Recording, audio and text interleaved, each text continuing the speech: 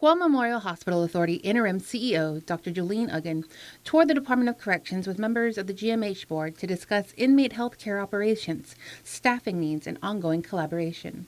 GMH is in a situation of, like how DOC is, right? We have to pay our debts, and the FY26 budget issue came up. She asked us about it, and we said I think there was something like $3.6 million that's appropriate for their medical staff to be here. And the overall cost, we've always said, it's going to be more than $3.6 million.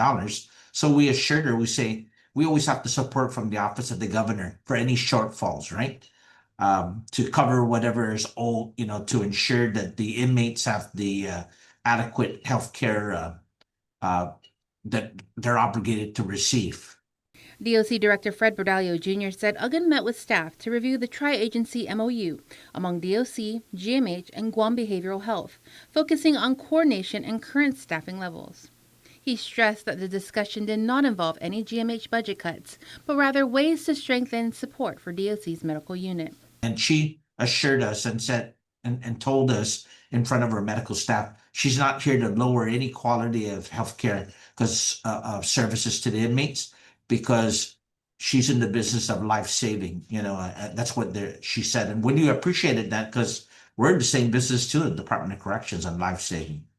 Aguon was joined by Dr. Ricardo Eusebio, CFO Yuka Henchanova, and Assistant Administrators Christine Tutero and Belle Rada. DOC currently houses about 700 inmates in Mangilao, including around 50 women in Post 8. We have 300 plus pre-trial inmates up here, part of the overflow.